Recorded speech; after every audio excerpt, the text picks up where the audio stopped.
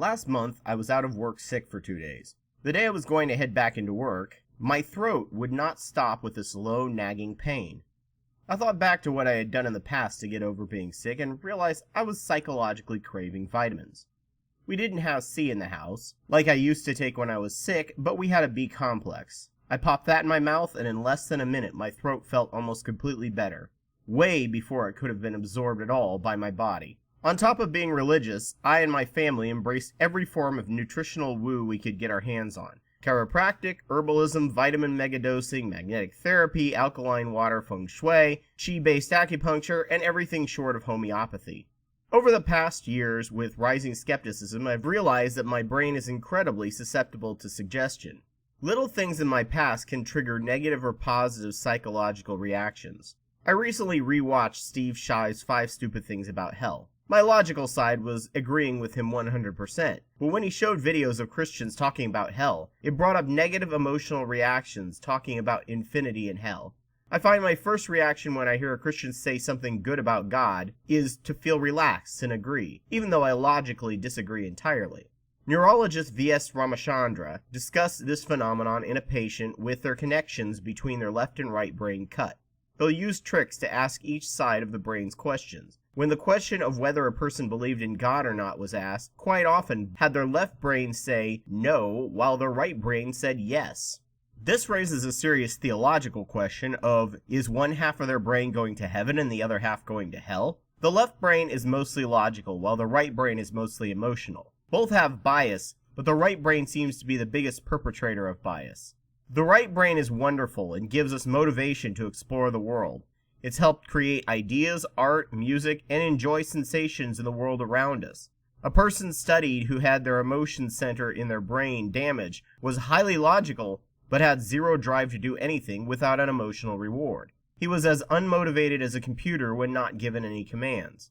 Sadly, the triggers for emotions are programmed very early on. Phobias are often picked up from family members' reactions. Humor styles and love of music styles as well come from friends and other sources. Changing those takes a lot of work. I would not say that I have a fear of hell anymore, but when I haven't thought about it in a while, certain things can still trigger an emotional anxiety in me specifically from Christians. I had a Muslim in the comments section tell me I need to listen to people reading the Quran in Arabic with subtitles, and it might convince me that it's truly the word of Allah. It did nothing for me. I was not raised in that. All other religions elicit either a humorous or neutral response emotionally. It had just as much impact as a black cat crossing my path or fear of ghosts, as I was raised without these superstitions either. Plus I have a big fluffy black cat that crosses my path daily, and is only bad luck if he gets stepped on. For the longest time I've been conflicted as to how I deal with my skepticism. My suggestibility and my programmed craving to have that suggestibility manipulated to feel healthier. The placebo effect for the most part only works on pain perception. So I've discovered how to use it to my advantage, and it doesn't matter the vitamin, because my right brain sees a vitamin as encapsulated distilled goodness, and I can use that when I can't shake things when I get sick. I had a cat die recently, and while I rationally know where he is, I still lie to my emotional part of my mind that he is somewhere else. I just can't see him right now. We had another cat recently get sick, and my girlfriend immediately went on her phone to look up symptoms and causes. My right brain just immediately assumed she was going on Facebook for prayer requests. We have never ever asked for prayer requests on Facebook, but my right brain felt good doing it because it meant we had a game plan to fix this. Prayer does just as much good as a picture asking for 1 million likes. Absolutely nothing, and I know it. But in moments of extreme stress, your rational brain is a bit inhibited, and you regress trying to figure out things you did further and further back that fixed things, or at least made you feel better. Eric Hovind has specifically come out and said that the smarter and more logical a person is, the more open they are to Satan thanks to arrogance of their knowledge. So aim for their emotions, because he knows they can't win on an intellectual level. Paul said something similar in 1 Corinthians 1. Being smart opens you up to Satan, so make sure to be as dumb as possible, and run your life on emotions. Don't read. Better yet, don't even read the Bible. It may not make sense, and you might start questioning it, letting Satan in. My right brain still probably believes in Jesus.